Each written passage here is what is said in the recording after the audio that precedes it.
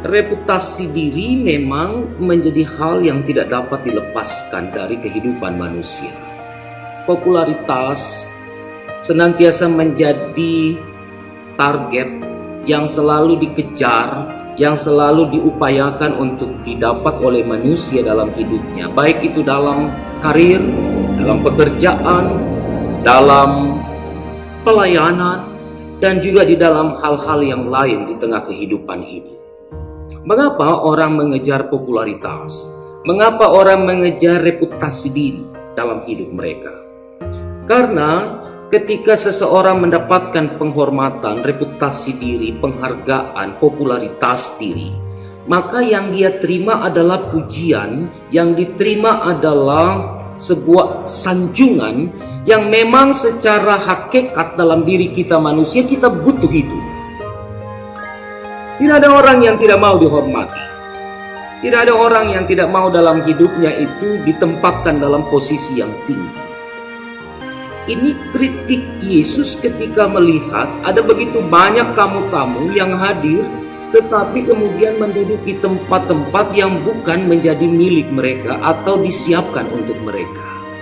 Yesus menganjurkan lewat perumpamaannya, duduklah Anda di tempat yang rendah, meskipun engkau terhormat. Karena pada waktunya tuan rumah yang mengundangmu akan mempersilahkan engkau untuk duduk di tempat yang terhormat, dibandingkan engkau duduk di tempat terhormat yang bukan tempatmu, lalu tuan rumah akan mengatakan, silakan duduk di tempat yang di belakang, karena di tempat ini sudah ada orang yang kami undang untuk menduduki tempat itu.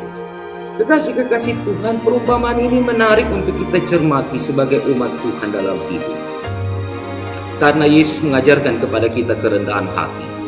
Yesus mengajarkan kepada kita bagaimana kita dapat menata kehidupan kita di dalam satu nilai, yaitu mau merendahkan diri meskipun kita terhormat.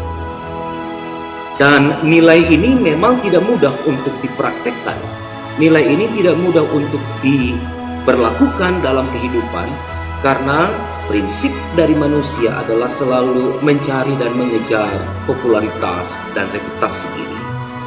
Saudara-saudara, nilai penghormatan yang paling indah adalah nilai penghormatan dari Tuhan di dalam hidup kita.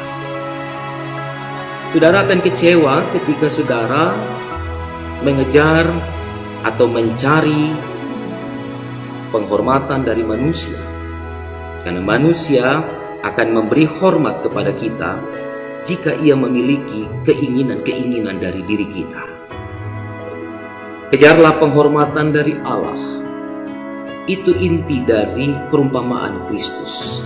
Rendahkan dirimu supaya engkau ditinggikan, supaya ketika kita menjalani proses kehidupan ini, kita tidak salah arah, salah tujuan, karena kita lebih memprioritaskan hidup kita untuk mendapatkan popularitas dibandingkan penghargaan dari Allah di tengah-tengah hidup ini. Kekuatan keluarga itu juga harus dibangun di dalam kerendahan hati, bukan di dalam mengejar reputasi dan popularitas.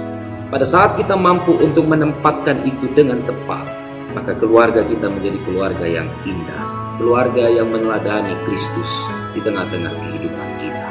Mari terus melangkah bersama dengan Kristus Tuhan di dalam kehidupan ini. Mari terus melakukan apa yang Dia inginkan kita kerjakan sebagai umat-Nya. Mari terus hidup dalam kerendahan hati, supaya dalam kerendahan hati itulah saudara dan saya akan ditinggikan oleh Allah.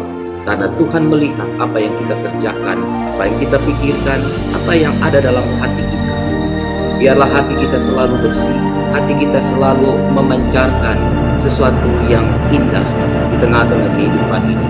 Karena dalam hati yang penuh dengan sukacita, penuh dengan kebersihan jiwa itulah firman Tuhan tumbuh di sana, menjadi kekuatan di dalam hidup dan kehidupan.